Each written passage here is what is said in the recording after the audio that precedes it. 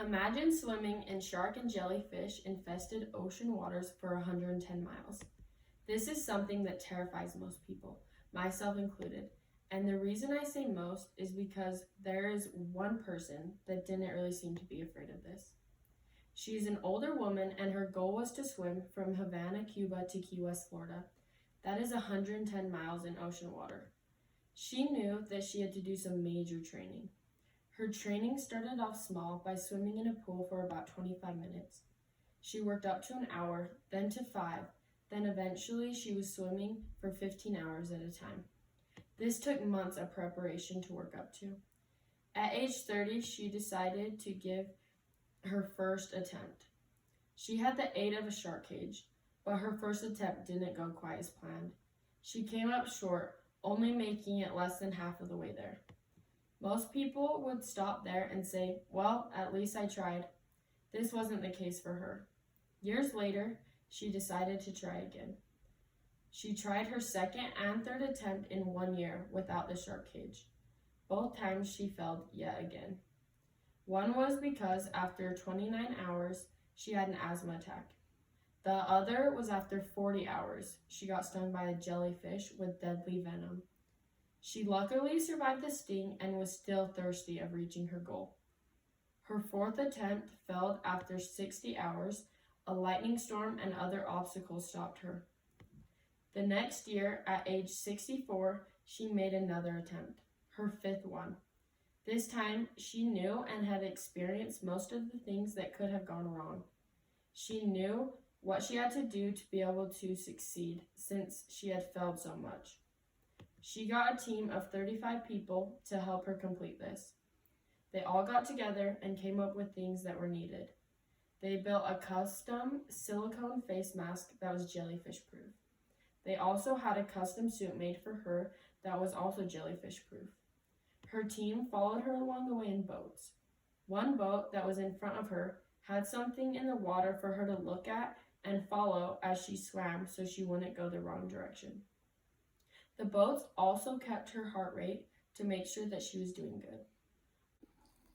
Although there were boats with her the whole time, she not once touched one.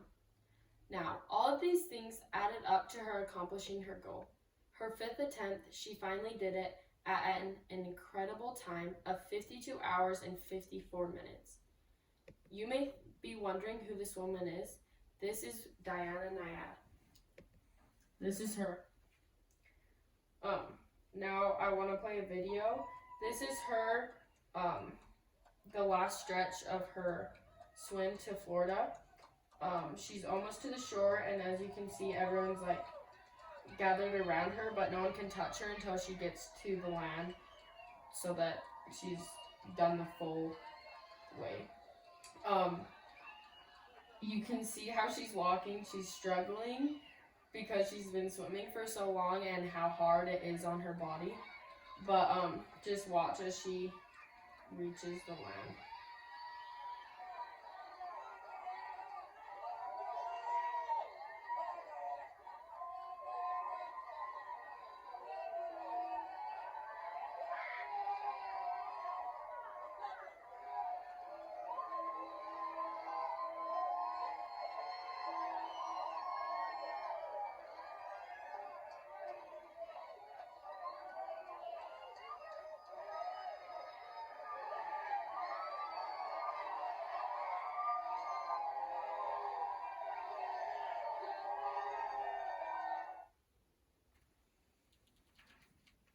The reason I told you this inspirational story is because not very many people in this world are like Diana.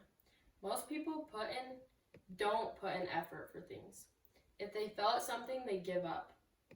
In a recent survey that you all filled out, only 27% of you said that they always put in effort for what you want. Our society is becoming more lazy, and we expect things without matching the effort, particularly in relationships, sports, and school. So today I will persuade you why your efforts need to match your expectations and desires. The first category I want to talk about where your efforts need to match your goals is relationships. In a relationship, it is a two-way thing. Think of a time when you had a bad relationship. This could be with an immediate family member, a girlfriend or boyfriend, or even just a friend. Did you or the other person not put an effort to keep your relationship growing? My guess is yes. A relationship can only be successful if you make it successful. Even when you are stressed or tired or just having a bad day, you have to give yourself to whoever you want to have a lasting relationship with. In the article, if you want a successful relationship, you have to put an effort. Holly states, you're going to have to be there for each other, even when it's inconvenient, even when you have a million other things to get done that day. I think that Holly said this perfectly.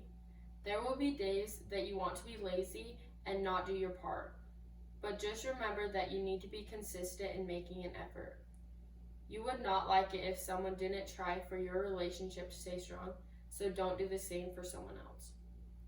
Now, the second category I want to talk about that needs effort is in sports. Do you think that any good athlete doesn't practice? I can promise you they do. Sport requires this thing called muscle memory. The definition of muscle memory is the ability to reproduce a particular movement without conscious thought, acquired as a result of frequent repetition of that movement. Like the definition says, you can gain muscle memory by repetition. Repetition is doing something over and over and over again. When you put an effort to practice, you will build muscle memory. I think Michael Jordan said it perfectly. I've always believed that if you put in the work, the results will come. I don't do things half-heartedly because I know if I do, I can expect half-hearted results. Michael Jordan is a great example of what hard work in sports looks like. As a junior in high school, he got cut from the basketball team. He worked harder than anyone else, and in result, he made it his senior year. And now look at him. He is known as the greatest basketball player to ever play. By putting in effort and working hard in sports, you will gain muscle memory, and you will also raise your level of skill. Now, the third category that needs effort is school. School is an easy way to see if you're putting in effort in each class because you're graded.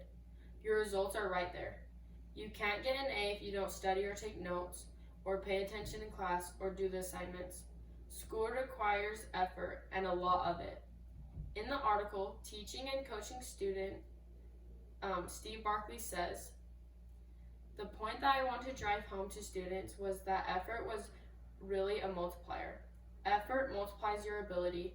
When I put in effort and my ability increases, I get continued payoff from it. This is saying that putting in effort pays off. Your knowledge will increase, and as a result, you will get good grades.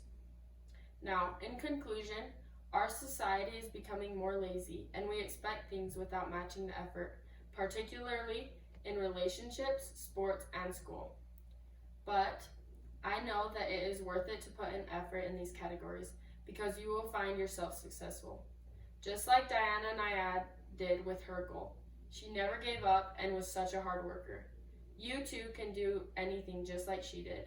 Just hopefully you don't get stung by a deadly jellyfish during the process.